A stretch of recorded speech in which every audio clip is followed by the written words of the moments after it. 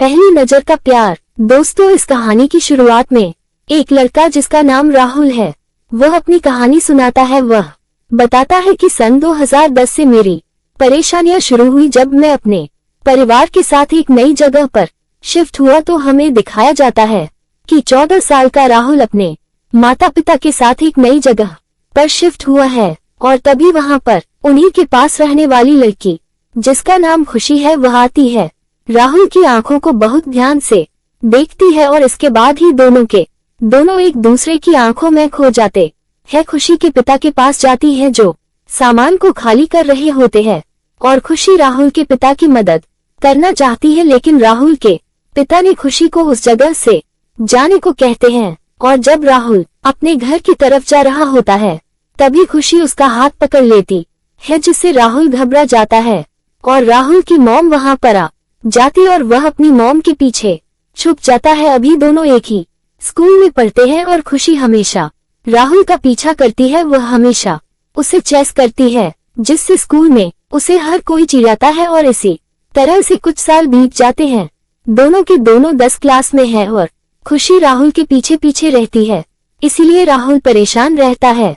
उन्हीं के स्कूल में पढ़ने वाली एक लड़की होती है जिसे खुशी बिल्कुल भी पसंद नहीं करती है। खुशी से पीछा छुड़ाने के लिए वो तय करता है कि वो उसे डेट करेगा।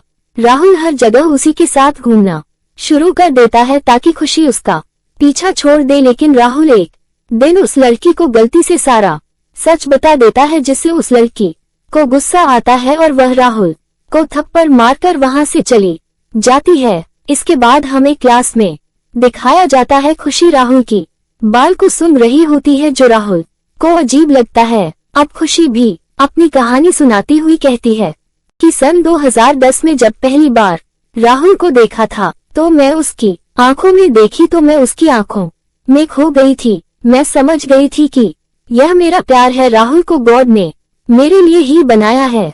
मुझे राहुल बहुत अच्छा लगता है। इसके बाद घर का सामान खाली करने में उसके साथ उसके पिता की मदद करना चाहती थी, लेकिन उसके पिता ने हमें ऐसा नहीं करने दिया और जब राहुल घर के अंदर जा रहा था तो मैंने उसका हाथ पकड़ लिया क्योंकि मैं उसके साथ वक्त बिताना चाहती थी। उस पल में मुझे ऐसा लगा कि हो सकता है कि आज मेरी यह फर्स्ट किस हो, लेकिन तभी उसकी मॉम वहां पर आ गई और वह घबराकर शर्माकर अपनी मॉम के पीछे छुप गया। रात को खुशी कहती है कि मेरी मॉम ने मुझे बताया था कि कुछ लोग शर्मीले होते हैं जो अपने दिल की बात को कभी किसी को नहीं बताते हैं। हो सकता है कि राहुल भी उन्हीं में से एक हो। जब हम दोनों स्कूल में गए तो मैं हमेशा उसका पीछा करने लगी क्योंकि मुझे उसका साथ हमेशा बहुत पसंद था। 10 क्लास में उसने उस लड़की को डेट करना शुरू किया जिससे मैं नफरत करती थी, तो मुझे बहुत बुरा लगा। पर जब उस लड़की ने उसे थप्पड़ मारा तो मुझे बहुत खुशी हुई। मुझे हमेशा राहुल के बालों से बहुत अच्छी खुशबू आती थी, इसलिए मुझे उसके बालों को सूखना बहुत पसंद था। अब एक बार फिर राहुल अपनी कहानी बताता है ग्रेटर देन। वो कहता है कि मेरी परेशानियां और भी तब बढ़ गई जब मेरे ग्रैंडफादर हमारे साथ रहने के लिए आ गए। वो हमेशा खिड़की के पास बैठकर खुशी का घर को देखा करते थे, मुझसे बहुत कम बात किया करते थे। एक दिन उन्होंने मुझे अपने पास बुलाया और न्यूज़पेपर दिखाया जिसमें खुशी की फोटो थी। राहुल अपने ग्रैंडफादर को बताता है कि बस स्टॉप के पास एक पेड़ है जिससे खुशी को बहुत लगाव है। वो हमेशा उस पेड़ पर चढ़ी रहती है। उसने कई बार मुझे भी इनवाइट किया, लेकिन मैं कभी उस पेड़ के ऊपर नहीं चढ़ा। और एक दिन सरकारी विभाग से जब कुछ लोग उस पेड़ को काटने के लिए आए तो खुशी उस पेड़ के ऊपर चढ़ गई। उसने मुझे भी उस पेड़ पर चढ़ने के लिए कहा, लेकिन मैं नहीं चढ़ा। मैं उस जगह से चला गया। इसके बाद उस पेड़ को नहीं काटा गया और इसीलिए खुशी की फोटो न्यूज़पेपर पर आई है।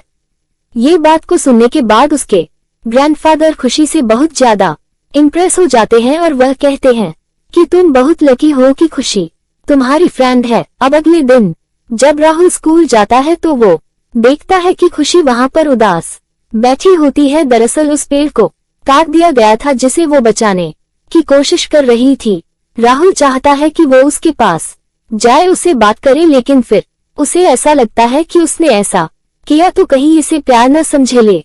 वही अब खुशी बताती है ग्रेटर देन। कि मेरे पिता एक पेंटर है, वो बहुत अच्छी पेंटिंग बनाते हैं। और जब एक दिन मैं उनके पास गई तो उन्होंने कहा कि तुम हमेशा राहुल के बारे में बात करती हो। खुशी कहती है कि मुझे उसकी आंखें और स्माइल बहुत अच्छी लगती है। उसके पिता कहते हैं कि कभी भी तुम किसी को किसी की क्वालिटी के लिए पसंद नहीं कर सकती हो, तुम्हें उसके बारे में सब कुछ जान लेना चाहिए। खुशी को अपनी पिता की ये बात समझ में नहीं आती। अब एक दिन एक पेड़ पर पतंग अटक जाती है। ये वही पेड़ होता है जिसे काटा गया था, जिसकी वजह से खुशी उदास थी। खुशी जब उस पेड़ पर उस पतंग को उतारने के लिए जाती है तो वहां से पूरे शहर का नजारा देखती है, जो कि बहुत ही खूबसूरत था। इसके बाद वो हर रोज उस पेड़ के ऊपर चढ़कर पूरे शहर को देखने लगी। खुशी को ये करना बहुत अच्छा लगता था और जिस दिन सरकारी कर्मचारी इस पेड़ को काटने के लिए आए थे तो उस पेड़ को बचाने के लिए पेड़ के ऊपर चढ़ गई थी। उसने राहुल से भी उसकी मदद करने को कहा था, लेकिन राहुल वहां से चला गया था, जिससे खुशी को बहुत बुरा लगा। जब उसके पिता उसी पेड़ की पेंटिंग बनाकर उसके लिए लाते हैं तो उसे कुछ अच्छा लगता है, पर उसे अब एक बात समझ में आ चुकी है कि राहुल इतना भी अच्छा लड़का नहीं है जितना अच्छा वह उसे समझती है। अब राहुल हमें बताता है ग्रेटर देन कि मुझे अंडे खाना बिल्कुल भी पसंद नहीं है। खुशी जिनके पास बहुत सारी मुर्गियां हैं, वह हमें हर रोज मुर्गियों के अंडे लाकर दे देती थी, जो मुझे बिल्कुल पसंद नहीं आती थी। और जब स्कूल में साइंस का एक्सिबिशन था, उसमें भी खुशी ने अपनी प्रेजेंटेशन में यही बताया था, एक अंडे के अंदर से बच्चे को कैसे पैदा किया जाता है। उसे फर्स्ट प्राइज मिला, जो बात मुझे बिल्कुल भी अच्छी नहीं लगी। रात को जब राहुल अपने पेरेंट्स के साथ डिनर कर रहा होता है, तभी उसके पिता कहते हैं कि हमें रोस्टर की जरूरत है, तुम खुशी से पूछ के आओ क्या उसके पास रोस्टर है। वो खुशी से बात नहीं करना चाहता, चुपके से अपने दोस्त के साथ खुशी के घर के अंदर झांकता है। उसे कई पर उस रोस्टर नहीं दिखते हैं, इसीलिए अपने पिता से कह देता है कि उनके पास रोस्टर नहीं है। उनके पिता को लगता है कि खुशी के घर के जो अंडे हैं वह अनहाइजीनिक है, इसलिए वो राहुल से कहते हैं खुशी से कह देना अब हमें अंडों की जरूरत नहीं है। लेकिन राहुल उससे बात नहीं करना चाहता, इसलिए जब भी खुशी उसे अंडे देती है तो वो उन अंडों को डस्टबिन के अंदर फेंक देता है। वही खुशी बताती है ग्रेटर देन कि मैंने अपनी साइंस प्रोजेक्ट के लिए एक अंडे से मुर्गी के बच्चे को कैसे निकाला जाता है, कैसे उसे हीट देकर बच्चे में कन्वर्ट किया जाता है। ये प्रोजेक्ट चुना था जिसमें मुझे फर्स्ट प्राइज मिला था, और जब हमारे मुर्गी ने अंडे दिए तो मैंने उनसे भी बच्चे बनाना शुरू कर दिए हैं। धीरे धीरे हमारे घर में बहुत सारे अंडे होने लगे।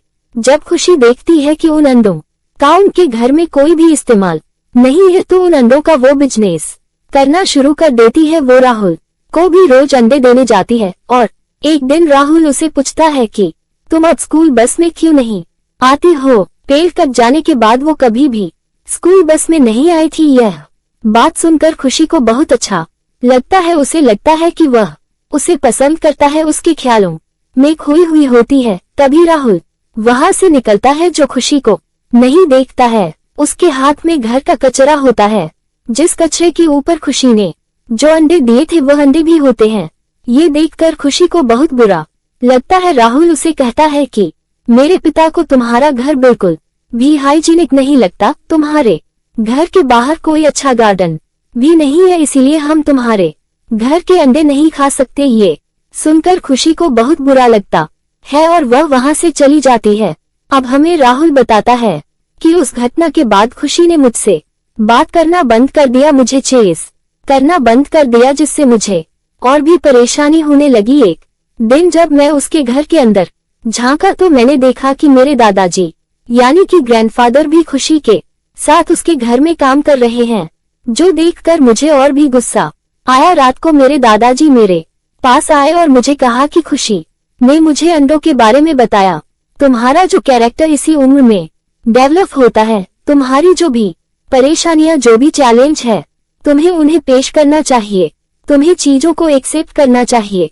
जिसके बाद अगले दिन दिखाया जाता है कि राहुल खुशी के पास जाता है, उससे माफी मांगता है, लेकिन खुशी उसे माफ नहीं करती। रात को जब राहुल अपने पूरे परिवार के साथ बैठा होता है, तभी राहुल के ग्रैंडफादर कहते हैं कि मैं उसके याद को साफ करने में उनकी मदद कर रहा हूँ। उनकी फाइनेंशियल कंडीशन बहुत अच्छी नहीं है। खुशी के पिता जितने भी पैसे कमाते हैं अपने भाई के इलाज में लगा देते हैं। दरअसल खुशी के अंकल जो होते हैं वो नॉर्मल नहीं होते हैं। ये बात सुनने के बाद राहुल के पिता कहते हैं कि इनका जीन्स ही खराब है। ये बात सुनकर राहुल की मॉम को बहुत गुस्सा आ जाता है और वह उस जगह से चली जाती है। राहुल अपने ग्रैंडफादर से पूछता है कि मॉम को गुस्सा क्यों आया। उसके ग्रैंडफादर बताते हैं कि जब तुम्हारा जन्म हुआ था तो तुम्हारी गले में ट्यूब अटक गई थी। अगर सही वक्त पर उसे नहीं निकाला जाता तो आज तुम भी वैसे ही होते जैसे कि खुशी के अंकल है। ये बात सुनकर राहुल को अच्छा नहीं लगता। उसे एहसास होता है कि वह भी खुशी के अंकल की तरह हो सकता था।